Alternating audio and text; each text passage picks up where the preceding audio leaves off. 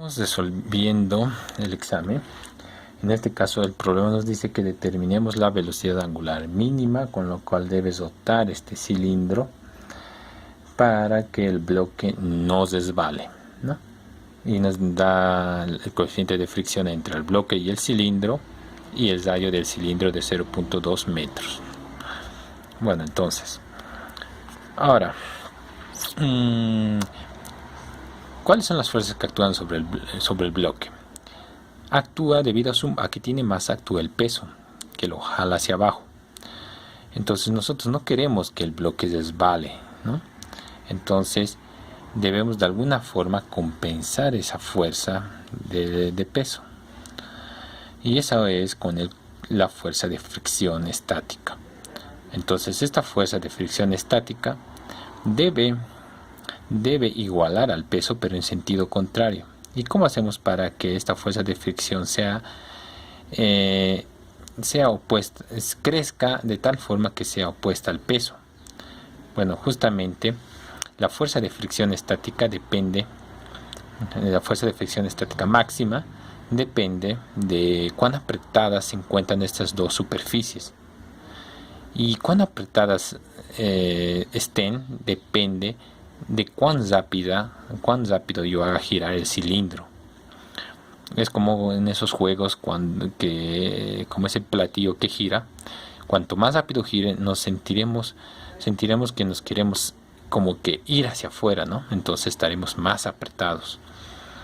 Entonces la velocidad angular controla eso, cuán apretadas se encontrarán estas dos superficies, estos dos cuerpos, ¿no?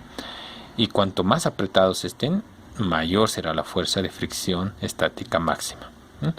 Entonces lo que queremos es que la fuerza de fricción estática máxima sea justamente igual al peso, ¿no? El mínimo requerimiento para que esto no resbale, ¿no? Podríamos hacer girar más rápido y tendríamos una fuerza de fricción estática máxima, ¿no? Mucho mayor que el peso, pero sería como un gasto de energía innecesario, ya que con una fuerza de fricción estática máxima igual al peso es suficiente para que el bloque no caiga, ¿no? Es que hay un detallito con la fuerza de fricción estática. La fuerza de fricción estática va creciendo según la fuerza que tú le apliques, ¿no? Cuanto mayor es la fuerza que tú le apliques para mover el cuerpo, la fuerza de fricción crece según esa fuerza, pero en sentido contrario. Si tú aplicas una fuerza cada vez mayor en ese sentido para mover este bloque, la fuerza de fricción crecerá en la misma forma, pero en sentido contrario. Pero crece hasta un límite, y ese límite está dado justamente por la fuerza de fricción estática máxima. Y esa fuerza de fricción estática máxima es igual al coeficiente estático multiplicado por la normal, ¿no? Y la normal es cuán apretadas se encuentran las superficies. Entonces la fuerza de fricción estática máxima depende de cuán apretadas se encuentren las superficies, ¿no? Y la misma va aumentando según la fuerza que tú le apliques, ¿no? Para mover el cuerpo.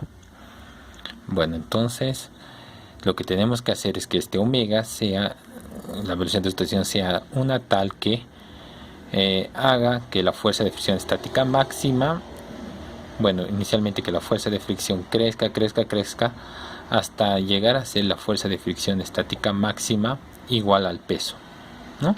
Pero en sentido contrario, hacia arriba. Entonces la condición es esta: si nosotros cumplimos con que la fuerza de fricción estática máxima sea igual al peso, entonces tendríamos que omega será el omega mínimo que nos piden. Bueno, ya entonces vayamos al diagrama de cuerpo libre. ¿Qué fuerzas tenemos sobre el cuerpo? Tenemos su peso debido a su masa, debido a que posee masa. Tenemos una fuerza de fricción opuesta, en sentido opuesto, que siempre es así, las fuerzas de fricción siempre son en el sentido opuesto al movimiento o a la fuerza o a la dirección de tendencia de movimiento, ¿no?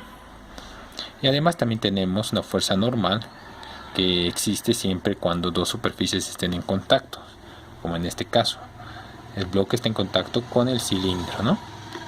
Y es, bueno, a ver, y es una fuerza aplicada por el cilindro sobre la masa, y esa fuerza es hacia allá, hacia el centro, hacia el centro.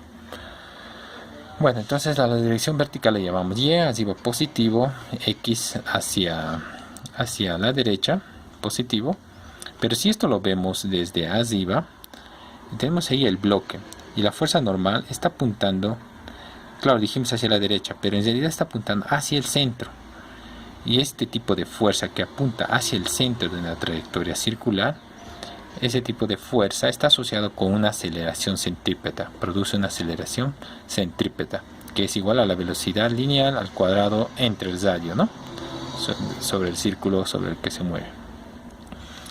Bueno, entonces escribamos las ecuaciones. Entonces escribamos la primera ecuación, que nos dice que la sumatoria de fuerzas en Y, en una dirección, en este caso la vertical, debe ser igual a la masa por la aceleración en esa dirección, aceleración en Y. Debido a que el cuerpo no debe resbalar verticalmente, esa es la condición del problema, entonces debe estar quieto en reposo. Como está en reposo, no existe movimiento, no hay aceleración, esto es cero, ¿no? Esto es cero. ¿Y qué fuerzas hay? La fuerza de fricción estática máxima hacia arriba, positivo, y la fuerza de fricción es igual a coeficiente por la normal, ¿no?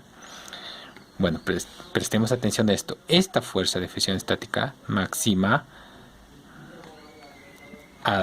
miren, bueno, escribiré. Aquí tenemos la fuerza de fricción estática máxima hacia arriba, positivo, luego el peso hacia abajo, negativo. Esto es una suma de las fuerzas, ¿no? Pero como las que apuntan en el sentido negativo deben ir con menos, el peso está hacia abajo en el sentido negativo de las Y, menos peso, esto debe ser igual a 0, ¿no ve? ¿Y esto qué es? A ver, despejemos esto.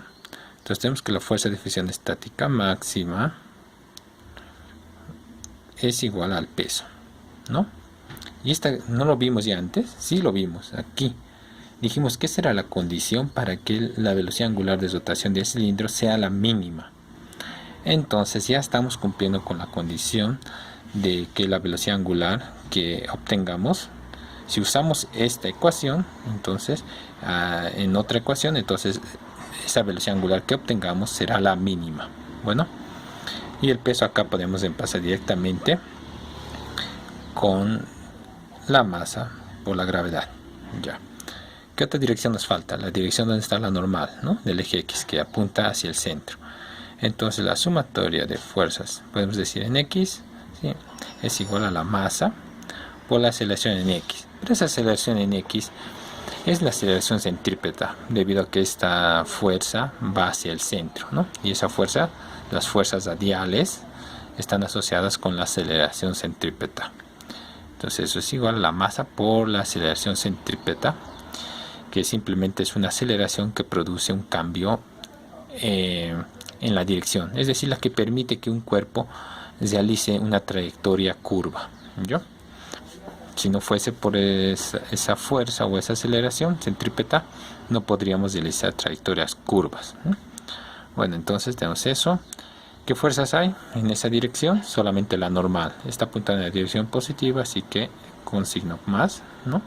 N igual a la masa. En lugar de aceleración reemplacemos de una buena vez la velocidad al cuadrado entre el radio.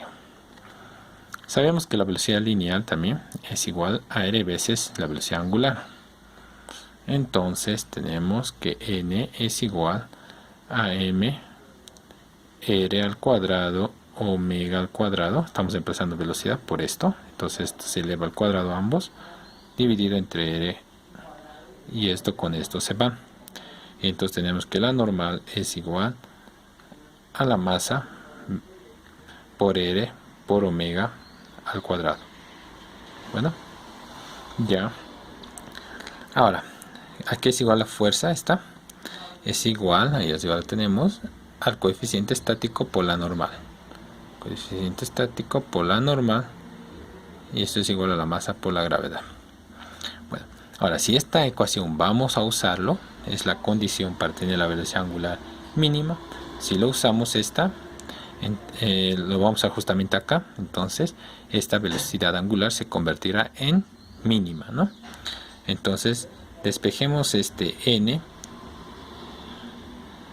y reemplacemos acá, ¿no ve? N y n. Entonces n es igual a esto, n es igual a esto, entonces lo igualamos ambos miembros y tenemos mg entre us es igual a m r omega al cuadrado. Masa con masa se va, esto se convierte en mínimo justamente porque hemos usado la condición, y despejando de acá r pasando a este lado tenemos, y sacando raíz cuadrada, tenemos que la velocidad angular mínima será igual a la raíz cuadrada de la gravedad dividido entre us por r, ¿no? Bueno, reemplazando datos, g es 10, us era 0.5, r es 0.2,